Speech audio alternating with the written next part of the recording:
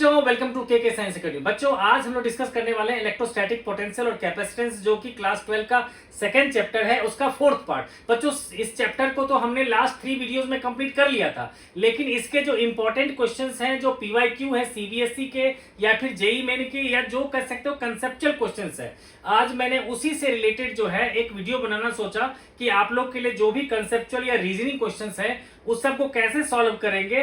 तो उसी से रिलेटेड बच्चों वीडियो है। आप लोग जो बच्चे नए हो गए वो मेरे चैनल को सब्सक्राइब कर लो। और बच्चों, मैं एसएल अरोड़ा का भी कुछ क्वेश्चंस कराऊंगा। इसके लिए मैं थैंक्स करना चाहता हूं चिन्मय का, जिसने अपनी जो है बुक हमारे चैनल की लाइब्रेरी के लिए डोनेट किया है। ठीक है बच्चों, तो शुरू करते हैं। देखो बच्चों, सबसे पहले बेटा कुछ चीजें जो थी, जो लास्ट वीडियो मैंने नहीं करवाया था, उसको मैं ओरली थोड़ा सा डिस्कस कर लेना चाहता हूं। देखो बच्चों, एक चीज था इलेक्ट्रोस्टैटिक सील्डिंग।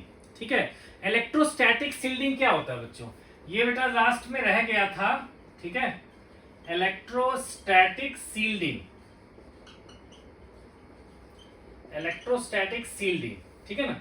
ये क्या होता है बच्चों, ठीक है, कि इसमें क्या होता है कि जब भी किसी मेटल के अंदर में आप देखोगे कि चाहे चार्ज उसके सरफेस पे हो, लेकिन उसके अंदर में क्या होता है, इलेक्ट्रिक फील्ड क्या होता है, जीरो। ठीक है, इसके अंदर में क्या होता है, इलेक्ट्रिक फील्ड क्या होता है इसके अंदर में, जीरो। ठीक है, तो अगर मान लो किसी भी डिवाइस को अगर आप चाहते हो एक्सटर्नल इलेक्ट्रिक फील्ड से प्रोटेक्ट करना, तो आपको उसे क्या करना पड़ेगा, किसी न किसी मेटल केस के अंदर रखना पड़ेगा। जैसे कि बच्चों, अगर मान लो एरोप्लेन जा रहा है हवा में, और उसके ऊपर अगर मान लो लाखों वोल्ट की बिजली गिर जाती है, तो क्या होगा।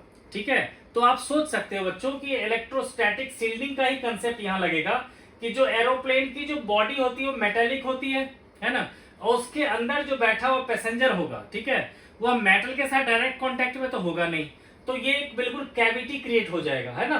तो जिसके कारण क्या होगा, उसके अंदर में इलेक्ट्रिक फील्ड क्या होगा, जीरो। बेशक उसके बॉडी पर चार्ज स्टोर हो सकता है, ठीक है, जो जब वो लैंड करेगा तो उसके टायर के थ्रू ग्राउंड में पहुंच जाएगा। ठीक है, लेकिन क्या होगा कि उसके अंदर बैठे हुए पैसेंजर पर क्योंकि इलेक्ट्रिक फील्ड जीरो होगा, उसका कोई इफेक्ट नहीं होगा। ठीक है बच्चों, ये हो गया एक इलेक्ट्रोस्टैटिक सील्डिंग का एग्जांपल। इसी तरह से बच्चों, जैसे कि अगर मान लो आप कार से जा रहे हो, ठीक है, और कार पर अनफॉर्चुनेटली मान लो कोई ऊपर से जो है थंडर का जो है ना स्ट्राइक हो गया, मतलब जो उसमें भी तो क्या होता है, लाखों वोल्ट होता है। ठीक है, तो क्या होता है, कुछ लोग ये सजेस्ट करते हैं कि बारिश में हमें कार से हट करके पेड़ के नीचे खड़ा होना चाहिए, जो कि बिल्कुल गलत है। क्योंकि देखो बच्चों, क्या होगा कि अगर कार के अंदर में हो, अगर उस पर बिजली अगर गिर भी जाती है अनफॉर्चुनेटली, तो भी क्या होगा, ये इलेक्ट्रोस्टैटिक सील्डिंग काम करेगा, और कार की बॉडी के ऊपर बिजली गिरने के बाद वो ग्राउंड में चला जाएगा, लेकिन उसके अंदर जो पैसेंजर बैठा हुआ है उसको कोई भी प्रॉब्लम नहीं होगा ड्यू टू इलेक्ट्रोस्टैटिक सील्डिंग। ठीक है बच्चों, लेकिन जो सोच कर ये रखेगा कि मैं पेड़ के नीचे चला जाऊं, ठीक है, क्योंकि कुछ लोग ऐसा भी कहते हैं, मिथ ऐसा है कि मेटेलिक होता है बॉडी, तो कार में रहने की बजाय आप क्या करो, पेड़ के नीचे चले जाओ। तो बच्चों, वहां पर क्या होगा, पेड़ से भी बेटर कंडक्टर आप होगे। ठीक है, तो आप होकर के करंट जो है जल्दी जाना चाहेगा, इसलिए क्या होगा, वो बहुत खतरनाक होगा, इसलिए कार के अंदर रहना ठीक है। ठीक है बच्चों, तो ये हो गया इलेक्ट्रोस्टैटिक सील्डिंग कि किसी भी अगर इलेक्ट्रिकल डिवाइस को या फिर ह्यूमन बीइंग को अगर एक्सटर्नल इलेक्ट्रिक फील्ड से प्रोटेक्ट करना चाहते हैं, तो हम उसको मेटल केस के अंदर रख देंगे। इसी को कहते हैं इलेक्ट्रोस्टैटिक सील्डिंग। ठीक है बच्चों, अब देखो बेटा क्या है कि मैं एक और चीज करवाता हूं आप लोग को। ठीक है, जो बच्चों इलेक्ट्रिक पोटेंशियल से रिलेटेड मैंने क्वेश्चन देखा था, ठीक है, तो बच्चों वो क्वेश्चन भी आप लोग अभी दिखाऊंगा, लेकिन उससे पहले आप लोग जान लो बच्चों क्या बताया था इलेक्ट्रोस्टैटिक पोटेंशियल में, कि देखो अगर मान लो इसके ऊपर चार्ज Q है, इसकी रेडियस मान लो बेटा R है, ठीक है, तो इसके अंदर में चाहे कहीं भी चले जाओ तो पोटेंशियल क्या होता है हमारा, KQ/R। लेकिन वही पॉइंट अगर आप बाहर चले जाते हो, इस पॉइंट पर निकालते हो पोटेंशियल, तो ये क्या हो जाएगा, KQ/r। जो स्मॉल r क्या है, ये डिस्टेंस। ठीक है बच्चों, तो इसी कंसेप्ट में बच्चों हम लोग क्वेश्चन करेंगे अभी। ठीक है, तो बेटा सबसे पहले जो है मैं एसएल अरोड़ा के कुछ क्वेश्चन जो है जो मार्क कर रखा है मैंने, तो उसको एक बार निकाल लेता हूं। आप लोग में से जिस बच्चे के पास ये बुक होगा, ठीक है, वो ये जो है चैप्टर से एक बार निकाल लो, और इसमें हम लोग बेटा जो रीजनिंग क्वेश्चंस हैं, ठीक है, जो पीवाईक्यू से रिलेटेड क्वेश्चंस हैं उसको हम लोग अभी, और मैं जो भी क्वेश्चन मैं करवाऊंगा उसका बेटा जो दे दूंगा मैं क्वेश्चन जो है यहाँ डिस्प्ले में दे दूंगा। ठीक है, तो ये देखो क्वेश्चन नंबर है हमारा प्रॉब्लम 10, जिसके पास एसएल अरोड़ा की बुक होगी वो ये देख ले कि ये जो है पेज नंबर मैंने फोल्ड कर रखा है, ये 2.82 है पेज नंबर, ठीक है बच्चों। और ये है प्रॉब्लम नंबर 10, ठीक है। इसमें क्या रखा है कि 3 concentric metallic shells A B C of radii a B c, जिसमें ए सबसे छोटा और सी सबसे बड़ा है, have surface charge density sigma minus sigma sigma respectively. उसके बाद क्या रखा है, find potential of the 3 shells A B C, ठीक है बच्चों। फिर क्या रखा है, if shell A and C are at the same potential obtain the relation between radii a B C, ठीक है बच्चों। तो बहुत ही प्यारा क्वेश्चन है बच्चों। तो देखो बेटा इस क्वेश्चन को मैं करता हूं, देखो ये बहुत ही बस यही कंसेप्ट आप लोग को बताया, यही ध्यान रखना है, ठीक है। तो मान लेते हैं बेटा कि ये बड़ी वाली है, ये उससे छोटी वाली है और ये सबसे छोटी वाली है, ठीक है। तो ये बेटा जी मान लेते हैं ए, ये मान लेते हैं बी, ये मान लेते हैं सी, ठीक है। इसका रेडियस है मान लो ए, इसका रेडियस है बी और इसका रेडियस है सी, ठीक है। अब चार्ज डेंसिटी बच्चों इसका दे रखा है सिग्मा, इसका दे रखा है माइनस सिग्मा, इसका दे रखा है सिग्मा, ठीक है। तो हमें फाइंड करना है V A, V B, V C, ठीक है बच्चों। तो आप लोग बच्चों जो है बहुत आसानी से समझ सकते हो, कैसे। तो देखो बेटा ये जो ए पॉइंट है मैं कहूंगा वी ए, तो ए पॉइंट जो है वो इस ए वाला जो स्फेरिकल सेल है उसके सरफेस पे है, इसके कारण क्या होगा पोटेंशियल 1/4 पाई एप्सिलॉन नॉट। मान लो बेटा यहाँ पे चार्ज है हमारा क्यू ए, ठीक है। जो क्यू ए कैसे निकलेगा, तो सिग्मा है बच्चों चार्ज डेंसिटी और रेडियस है उसका ए, तो वो चार्ज कितना आएगा सिग्मा इंटू 4 पाई ए स्क्वायर अपॉन में ए, ठीक है बेटा। ये सिर्फ आया इस स्फेरिकल सेल के कारण, ठीक है। अब देखो ये जो माइनस सिग्मा वाला जो बी है इसके भी अंदर में है, ये जो पॉइंट ए है ये क्या है इसके अंदर में है। तो किसी भी स्फेरिकल सेल के अंदर में क्या होता है पोटेंशियल के इंटू उसका चार्ज अपॉन में उसका रेडियस। तो यहां क्या होगा बच्चों, बैक प्लस में आ जाएगा 1/4 पाई एप्सिलॉन नॉट और उसके सरफेस पे चार्ज क्या होगा, तो कहोगे माइनस सिग्मा इंटू 4 पाई बी स्क्वायर अपॉन में उसका रेडियस बी, प्लस ये जो ए पॉइंट है वो क्या है कि सी के भी अंदर में ही है, ठीक है। और आपको पता है कि जब तक कोई पॉइंट इनसाइड में कहीं भी रहे तो उसके कारण पोटेंशियल क्या होता है के इंटू उसका चार्ज अपॉन में उसका रेडियस। तो बेटा सी के लिए रेडियस क्या है स्मॉल सी, है ना। तो यहां लिखेंगे 1/4 पाई एप्सिलॉन नॉट। अब उस पर चार्ज कितना होगा, तो सरफेस चार्ज डेंसिटी सिग्मा है, रेडियस है सी, तो लिखेंगे सिग्मा इंटू 4 पाई सी स्क्वायर अपॉन में सी, ठीक है बच्चों। तो ये आ गया हमारा पोटेंशियल एट ए, ठीक है बच्चों। तो किसी को कोई कंफ्यूजन हो बच्चों कमेंट बॉक्स में जरूर बताना, मैं दोबारा भी करवा सकता हूं, ठीक है। अब देखो बेटा मैं बी पॉइंट पर निकालना चाहता हूं। तो देखो ये जो बी पॉइंट है ये बी के सरफेस पे है, सी के इनसाइड में है, तो उसमें दोनों में यही कंसेप्ट लगेगा, लेकिन ए के ये बाहर है ना बच्चों। तो बच्चों मैंने बताया था ना कि जब कोई बाहर हो, जैसे कि ये क्यू चार्ज है और इस आर पॉइंट पे निकालना हो तो के क्यू बाय स्मॉल आर, लेकिन अंदर में कहीं भी निकालना है तो के क्यू बाय कैपिटल आर, है ना बच्चों। तो यही कंसेप्ट हम लोग यहां लगाएंगे। तो बेटा देखो पहले ए के कारण निकालेंगे, ठीक है। तो क्या कहोगे 1/4 पाई एप्सिलॉन नॉट। अब क्यू ए को क्या लिखेंगे सिग्मा इंटू 4 पाई ए स्क्वायर अपॉन में इसके सेंटर से इसके सरफेस की डिस्टेंस क्या होगा, तो स्मॉल बी, तो ये लेंगे बेटा स्मॉल बी, ठीक है, सिर्फ ए के कारण। अब देखो बी के सरफेस पे ही है तो सिर्फ बी के कारण क्या होगा 1/4 pi epsilon not minus sigma into उसका चार्ज, तो क्या होगा बच्चों उस पे सरफेस चार्ज डेंसिटी इंटू उसका एरिया और अपॉन में उसके सरफेस पे, तो बच्चों यही होता है ना सरफेस पे या इनसाइड में हर जगह क्या होता है के क्यूब है उसका खुद का रेडियस कैपिटल आर, है ना। तो ये हो गया हमारा। अब इसके कारण ये जो सी है हमारा, है ना, उसके कारण बच्चों उसके इनसाइड में क्या होगा, तो वहां भी होगा के इंटू सी के कारण चार्ज अपॉन में उसका रेडियस, है ना बेटा। तो ये आ जाएगा हमारा 1/4 pi epsilon not sigma into 4πc²/c। ठीक है बच्चों, तो ये आ जाएगा बेटा बी पे पोटेंशियल।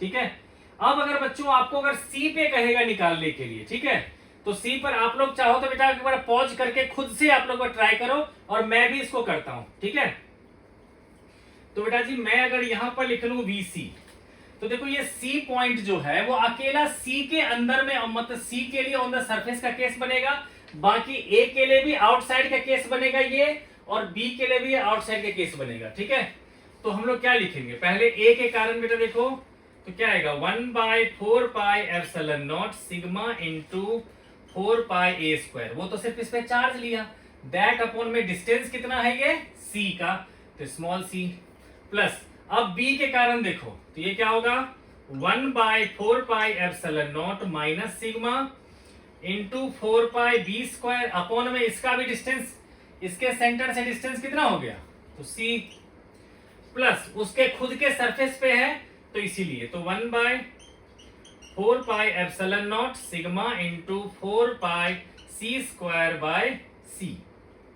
ठीक है बच्चों, तो ये आ गया बच्चों ए बी सी तीनों पॉइंट पे आ गया आपको पोटेंशियल। ठीक है बेटा, अब कह रखा है इसी में, ठीक है, कि सेकेंड पार्ट में if shell A and C are at the same potential obtain the relation between a B C. ठीक है बेटा, देखो तो ए पर बेटा पोटेंशियल आपका ये रहा है ना, और सी पे पोटेंशियल आपका ये रहा, कह रखा है दोनों इक्वल है ना बच्चों, तो दोनों को बच्चों जब इक्वल कर दोगे या तो आपको ए बी सी के बीच में क्या होगा रिलेशन आ जाएगा। मेरे ख्याल से आप लोग कर ही सकते हो।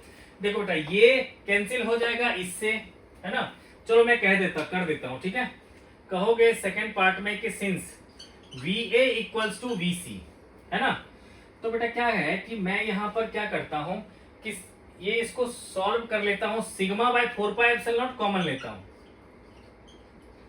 4πε0 कॉमन ले लिया तो क्या आ जाएगा 4πa²/a माइनस 4πb²/b, बी के लिए प्लस 4πc²/c, ये तो होगा बेटा ए के लिए। अब सी के लिए क्या लिखूंगा, सी के लिए यही चीज है सिग्मा बाय 4πε0, है ना बच्चों, 4πε0 इसमें कॉमन ले लेंगे तो क्या आ जाएगा 4πa²/c, 4πa²/c, और यहां आ जाएगा माइनस 4πb²/c, और प्लस में आ जाएगा हमारा 4πc²/c, है ना। तो देखो बेटा ये दोनों तो कैंसिल हो ही गया, है ना, हमें 4π भी कॉमन ले ही लेना चाहिए था। ठीक है, तो बेटा 4π भी कैंसिल हो जाता, ये क्या बचता हमारा a, यहां बचेगा b और यहां बचेगा c। ठीक है, अब यहां देखो यहां क्या बचेगा a²/c minus b²/c plus c, तो c से c कैंसिल कर देंगे, है ना बच्चों। तो इससे बेटा क्या आ जाएगा रिलेशन, आप लोग खुद ही सोच सकते हो, a माइनस b, है ना, यहां पर आ जाएगा बेटा जी a माइनस b, और यहां पर आ जाएगा देखो a² माइनस b² को मैं क्या लिख सकता हूं a minus b into a plus b upon में c, तो ये दोनों कैंसिल हो जाएगा। ठीक है बच्चों, देखो बेटा नीचे स्पेस नहीं है इसलिए मैं इधर जा रहा हूं। ठीक है, तो क्या होगा बेटा 1 equals to a plus b by c, इसलिए क्या आ जाएगा ultimately a plus b equals to c। ठीक है ना, और बच्चों आप लोग भी खुद से ट्राई करोगे तो ये आ जाएगा। ठीक है बच्चों, तो ये क्वेश्चन जो था बेटा मुझे लगा था कि आप लोग को करवा दूं। ठीक है, ये क्वेश्चन है बेटा CBSE आउटसाइड दिल्ली 19 में पूछा गया है और IIT में भी पूछा गया ये क्वेश्चन। ठीक है, तो बेटा ये क्वेश्चन हो गया। अब चलते हैं बेटा जी दूसरे क्वेश्चन की तरफ। तो बेटा पहले मैं SL अरोड़ा से रिलेटेड जो भी क्वेश्चन है उसको पहले करवा देता हूं, फिर मैं अपने मन से जो है कुछ कंसेप्ट लेकर के क्वेश्चंस करवाऊंगा। ठीक है, और बेटा जी उसके बाद, लेकिन बच्चों आप लोग पूरा वीडियो जरूर देख लेना। ठीक है, क्योंकि मैं आप लोग के लिए सोचता हूं कि क्या क्या एडिशनल क्वेश्चंस बच्चों को करवाना चाहिए, इसीलिए मैं ये क्वेश्चंस करवा रहा हूं। ठीक है बच्चों, तो एक बार बेटा जी पहले क्वेश्चंस को निकाल लेता हूं मैं। एक क्वेश्चन आ गया बेटा जी प्रॉब्लम नंबर 6, ठीक है, और ये है बेटा पेज नंबर है आपका 2.81, ठीक है, प्रॉब्लम नंबर 6, ये बेटा 6 क्वेश्चन नंबर है, ठीक है। इसमें कह रखा है the following data was obtained for the dependence of the magnitude of electric field with distance from the reference point O within the charge distribution, ठीक है। तो बेटा जी कुछ दे रखा है हमें कुछ डाटा, आप लोग को बेटा क्वेश्चन तो दे ही दूंगा मैं, तभी थोड़ा सा मैं लिख देता हूं।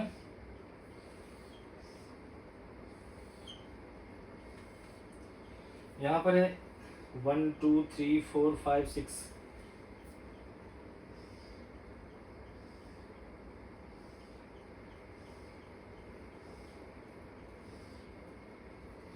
ठीक है।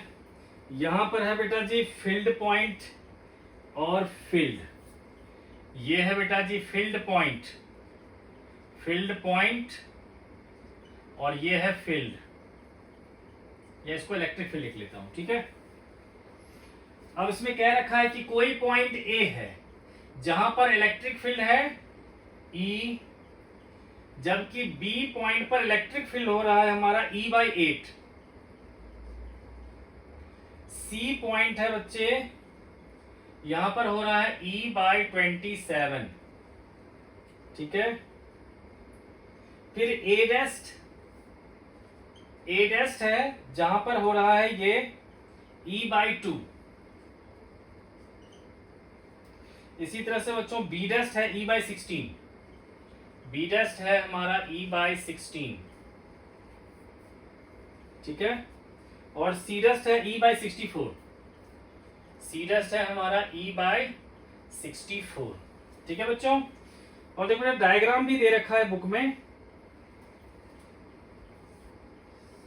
तो चलो इसका क्वेश्चन मैं बाद में नहीं दूंगा, यहीं पे लिख देता हूं मैं, ठीक है।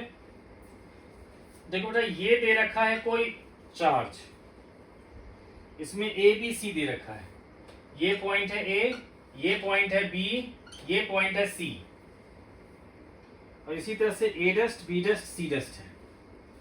तो सेम डिस्टेंस पे मान लो बेटा जी ए डस्ट, सेम डिस्टेंस पे मान लो बी डस्ट, और सेम डिस्टेंस पे मान लो सी डस्ट, मतलब ये भी एल लेंथ है, ये भी एल लेंथ है, और ये भी एल लेंथ है। सिमिलरली ये भी एल लेंथ है, ये भी एल लेंथ है, ये भी एल लेंथ है, ठीक है बच्चों।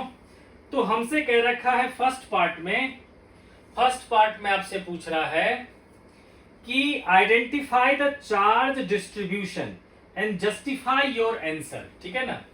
आपको identify charge distribution, identify charge distribution, ठीक है। और सेकेंड पार्ट में बच्चों पूछ रहा है आपसे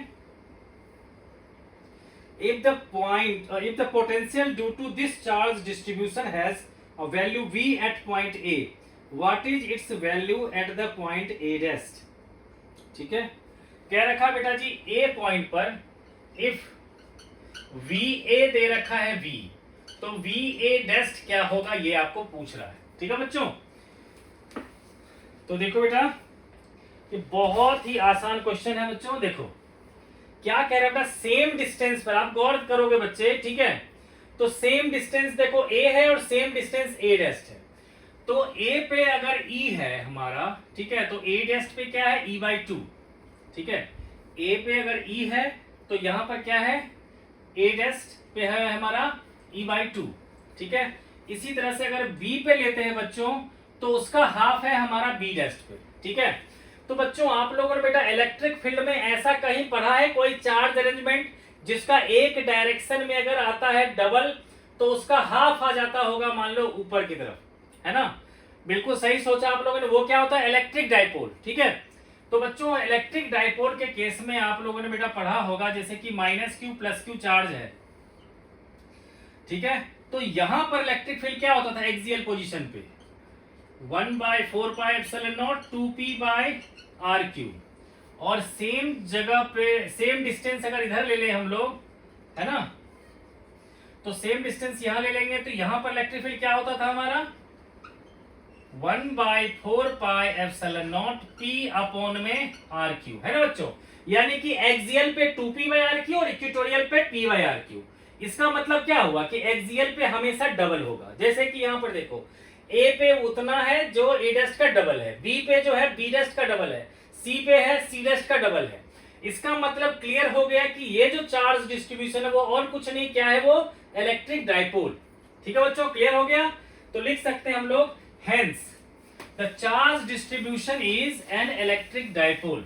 ठीक है, तो फर्स्ट पार्ट में कहेंगे द चार्ज डिस्ट्रीब्यूशन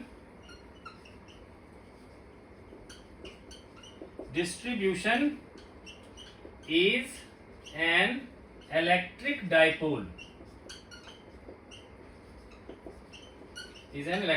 अब बेटा सेकंड बात करते हैं।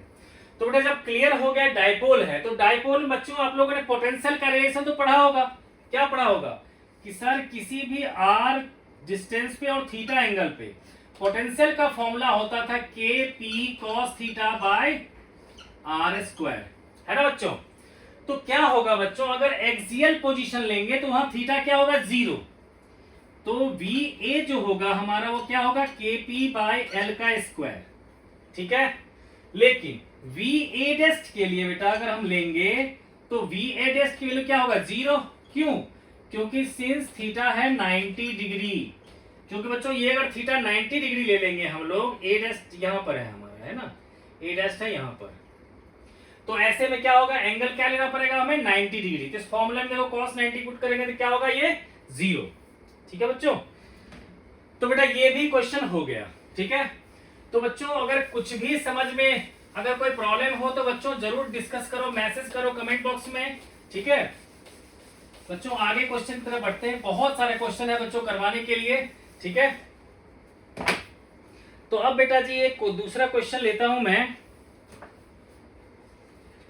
ये भी एसएल अरोड़ा का ही लेता हूं मैं क्वेश्चन, जो कि बहुत ही प्यारा क्वेश्चन है, मतलब जिसमें मुझे बच्चे के साथ कंसेप्ट की डिस्कस करनी पड़ेगी। ठीक है ना, तो वैसा ही एक क्वेश्चन लेता हूं मैं। ठीक है, तो देखो बच्चों, एक तो आप लोग जानते होंगे कि इलेक्ट्रिक फील्ड जो है इन द डायरेक्शन, देखो पोटेंशियल की value in the direction of electric field क्या होता है, डिक्रीज करता है। ठीक है, और दूसरी बात बच्चों, इलेक्ट्रिक फील्ड लाइंस, ये रहा बच्चे क्वेश्चन, ये देखो बेटा है प्रॉब्लम 15, पेज नंबर है 2.84। ठीक है, देखो बेटा प्रॉब्लम 15, ये है 15th क्वेश्चन नंबर।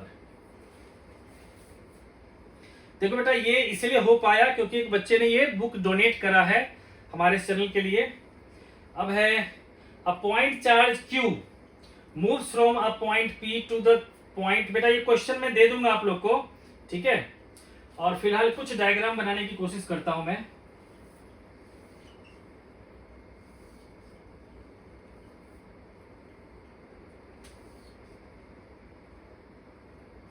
ठीक है, तो बेटा क्या है कि ये है हमारा इलेक्ट्रिक फील्ड। ठीक है, और इसमें क्या है बेटा, ये मान लो कि ये है हमारा y एक्सिस और ये है हमारा x एक्सिस। ठीक है, अब इसमें क्या है बच्चों कि PQRS ऐसे कोई जो है 4 पॉइंट्स दे रखे हैं, इसको मान लो P, इसको मान लो Q, इसको मान लो R। ठीक है, और इसको मान लेते हैं बेटा S। ठीक है, तो हमें सबके कोऑर्डिनेट्स दे रखे हैं। ठीक है, कह रखा है क्वेश्चन पूरा पढ़ देता, point charge Q moves from a point P two point S along the path PQRS in a uniform electric field E acting along the positive direction of x axis.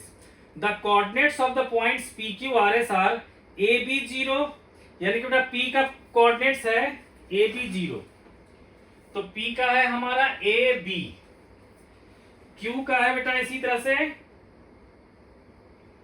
2A0, Q का है हमारा 2A0,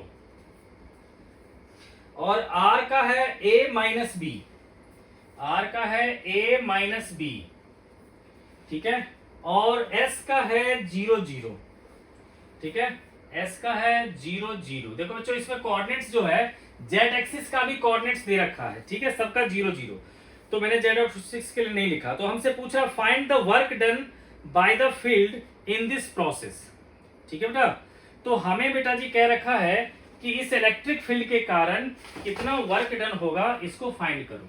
ठीक है, तो देखो बच्चों होता क्या है हमारा, ठीक है, कि डी डब्ल्यू को हम लोग लिखते थे, हम लोग क्या लिखते हैं बच्चों, डी डब्ल्यू को अगर लिखोगे तो क्या कहोगे sir, F dot D R. ठीक है, तो यहां पर एफ का मतलब क्या होता था, Q into E dot D R, है ना बच्चों। ठीक है, तो अब देखो बेटा Q हमें दे नहीं रखा है तो हम मान लेते हैं बेटा ये 1 कूलम। क्यों मान लेंगे, क्योंकि बच्चों यहां पर इलेक्ट्रिक फील्ड के कारण पूछ रहा है।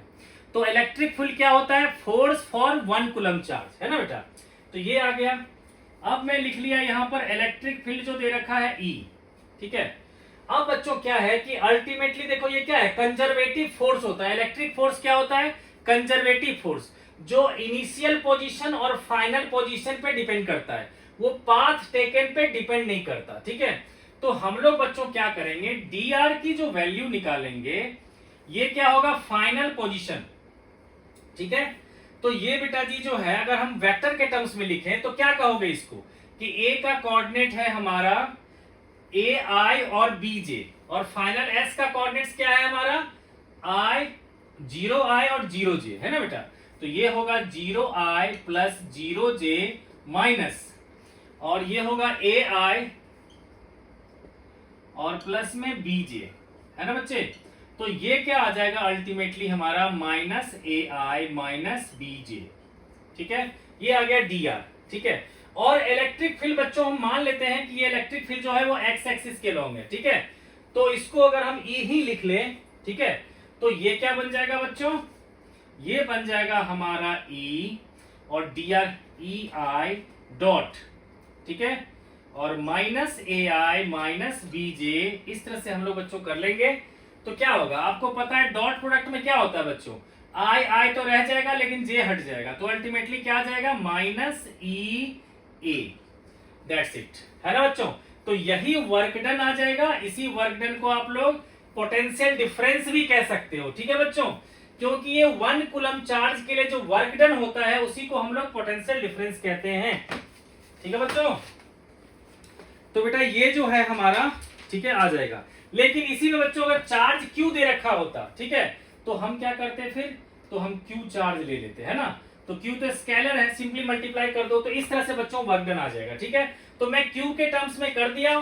ठीक है, अगर आपको 1 कूलम के लिए कहेगा तो 1 कूलम के कर आप निकाल सकते हो। ठीक है बच्चों, तो क्लियर हो गया बच्चों। अब बेटा जी क्या है कि पहले जो है मैं कुछ अपने क्वेश्चन जो सोच रखा आप लोग को करवाने का, पहले वो करवा लेता हूं। ठीक है, फिर उसके बाद बच्चों जो है कुछ इंपॉर्टेंट क्वेश्चन इस बुक से और करवाऊंगा मैं। ठीक है, अगर टाइम बचेगा तो। ठीक है बच्चों, तो अब देखते हैं बेटा, ये क्लियर हो गया। अब देखो बेटा जी, पहले मैं 2 कंसेप्ट करवाऊंगा, उसके बाद बच्चों चलेंगे हम लोग चार्ज और एनर्जी वाले क्वेश्चंस पे। ठीक है, तो देखो बच्चों होता क्या है, कुछ चीजें हमें पता होनी चाहिए। क्या क्या चीजें, फर्स्ट कि अगर मान लो किसी कैपेसिटर के अंदर में अगर आप डाइलेक्ट्रिक इंजर्ट कर देते हो, ठीक है, देन उसकी जो कैपेसिटेंस है वो हमेशा इंक्रीज होगी। ठीक है बच्चों, क्योंकि अगर मान लो हम लोग डाइलेक्ट्रिक, अगर मान लो इसमें ये चीज ध्यान रखो कि हमने सेपरेशन को चेंज नहीं किया। ठीक है, अगर मान लो बेटा ये पहले था हमारा epsilon not a by D, ठीक है, अगर इसमें हमने डाइलेक्ट्रिक फील्ड कर दिया with the same separation, same area, ठीक है ना, सब कुछ सेम रखते हुए, है ना, तो बेटा अगर सेम सेपरेशन रखा, सेम एरिया रखा, है ना, और हमने कोई डाइलेक्ट्रिक डाल दिया के का, तो ऐसे में कैपेसिटेंस हमेशा क्या होगा हमारा, इंक्रीज करेगा। ठीक है, क्योंकि के की वैल्यू मोर देन 1 होता है तो कैपेसिटेंस इंक्रीज होगा। तो यानी कि लिख सकते हो, if dielectric is inserted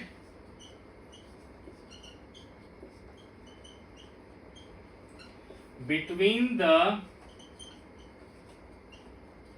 plates of capacitor, then capacitance increases,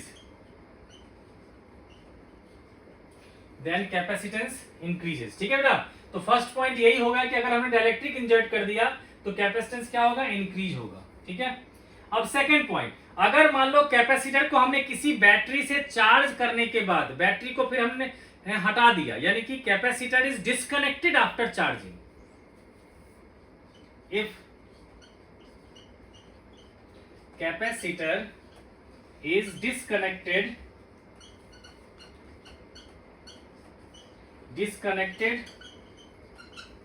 from battery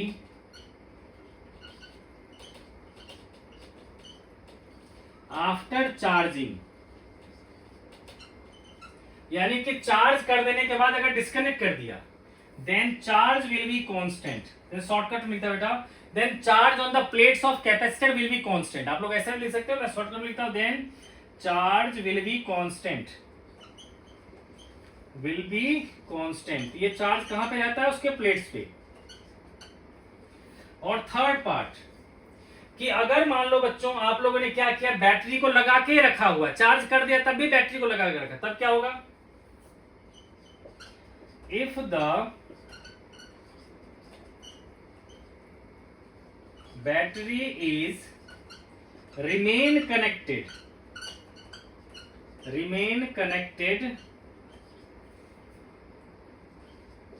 after charging,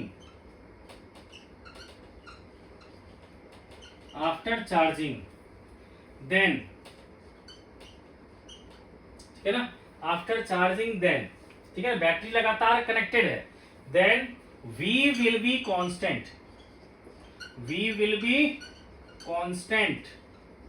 है ना बच्चों। कैपेसिटेंस में क्या होता है हमारा, CVQ, है ना, तो इसमें क्या होगा हमारा Q कांस्टेंट, और इसमें क्या होगा हमारा V कांस्टेंट। ठीक है बच्चों, तो फिर से बोलते हैं, electric is inserted between the plates of capacitor, then capacitance increases, first point. ठीक है, और सेकंड पॉइंट है, capacitor is disconnected from battery after charging, then charge will be constant.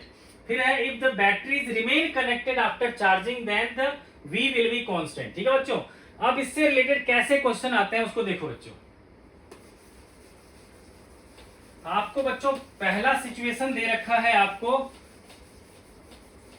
कि मान लो एक कैपेसिटर को हमने क्या कर दिया है, चार्ज कर दिया है। मान लो बेटा फर्स्ट को लिख लिया मैंने, first, if capacitor is disconnected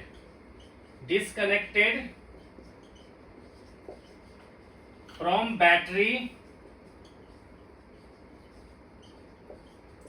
after charging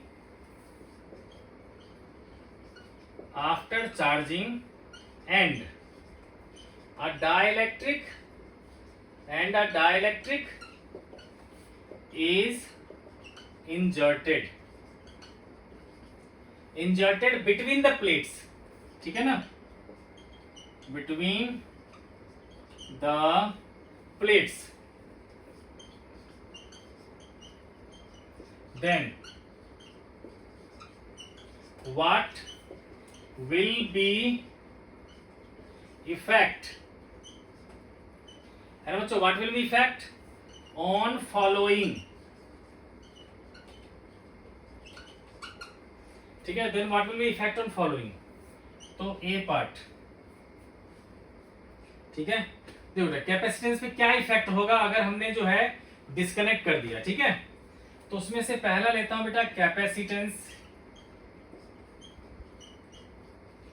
B part में है चार्ज, सी पार्ट में बेटा वोल्टेज, शॉर्टकट लिख रहा हूं मैं, थर्ड पार्ट में बेटा इलेक्ट्रिक फील्ड, फोर्थ पार्ट में है आपका एनर्जी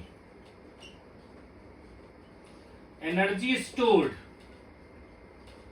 है ना बच्चों। तो ये सब चीज बतानी है बेटा। ठीक है, तो देखो बेटा जी आंसर, देखो बेटा सबसे पहले क्या है, कैपेसिटर इज डिस्कनेक्टेड, है ना, तो डिस्कनेक्टेड हो रहा है बैटरी से चार्ज करने के बाद, तो क्या कांस्टेंट होगा, ठीक है, क्यू, तो लिखना पड़ेगा सिंस बैटरी डिस्कनेक्टेड, ठीक है ना, बैटरी डिस्कनेक्टेड, ठीक है ना,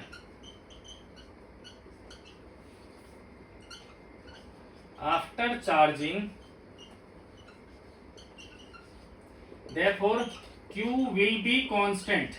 Q will be constant.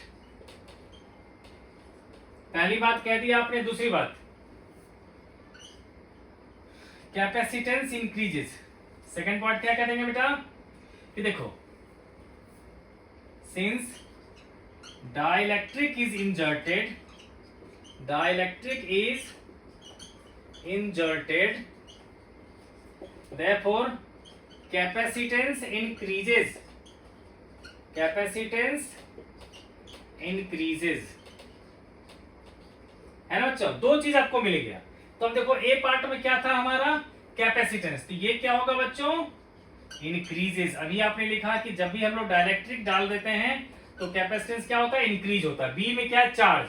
अभी आपने लिख लिया क्यू इज कांस्टेंट. ये क्या है बच्चों, कांस्टेंट. सी. और देखो बेटा वी होता है हमारा Q अपॉन में C. देखो Q है हमारा कांस्टेंट और C इंक्रीज हो रहा है, तो V क्या होगा, डिक्रीज. यानी किसको क्या लिखेंगे हम लोग, डिक्रीज. ठीक है. अब बेटा डी पार्ट की बात करेंगे. डी पार्ट में तो देखो इलेक्ट्रिक फील्ड जो होता है ना हमेशा, वो होता है E0/K. तो पहले एयर था तो E0 था, अब कोई डाइलेक्ट्रिक इंजर्ट कर देंगे तो E0/K होगा. तो ये भी क्या हो गया, डिक्रीज. अब बेटा लास्ट पार्ट है एनर्जी का. तो देखो एनर्जी के लिए दो फॉर्मूले होते हैं. एक होता है हाफ CV², तो ये तब इस्तेमाल करो जब वोल्टेज कांस्टेंट हो. दूसरा होता है Q²/2C, ये तब इस्तेमाल करो जब Q कांस्टेंट होगा. ठीक है बच्चे. तो यहां पर Q कांस्टेंट, हम रिलेशन क्या लेंगे, Q²/2C.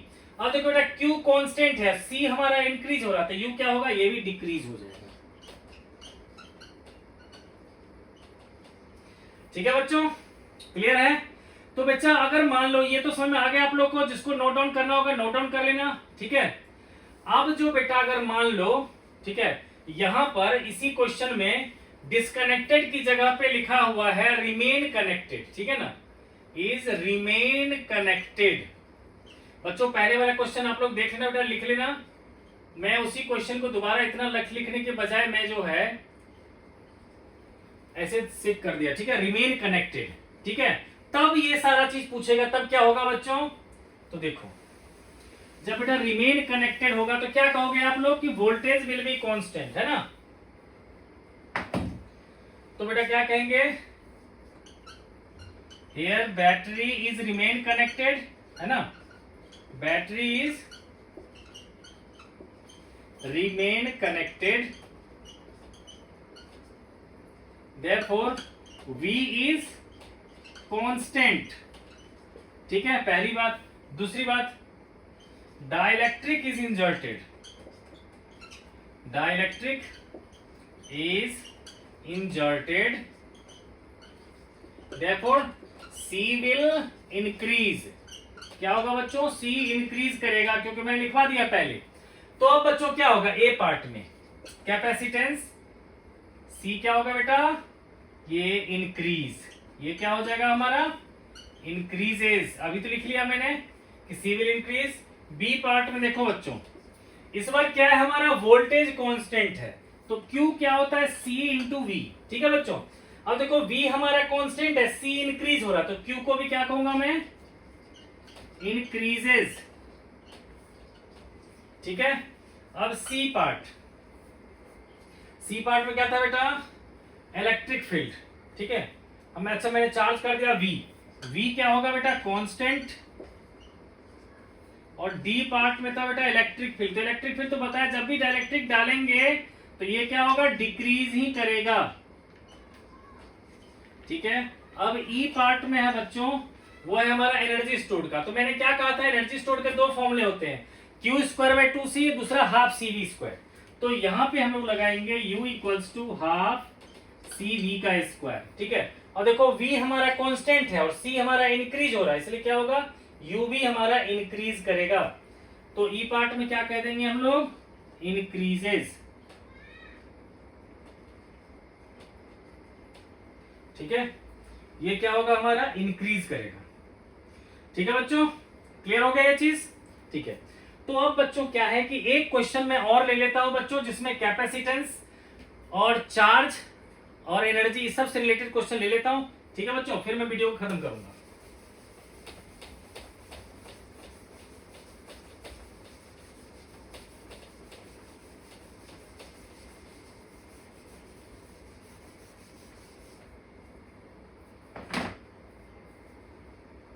देखो बच्चों, इस बार लिया है मैंने, मान लो एक कैपेसिटर ले लिया मैंने, ठीक है, ये लिया 100 माइक्रोफैरेड का, यहां ले लिया बेटा जी 600 माइक्रोफैरेड का, यहां ले लिया मैंने 300 माइक्रोफैरेड का,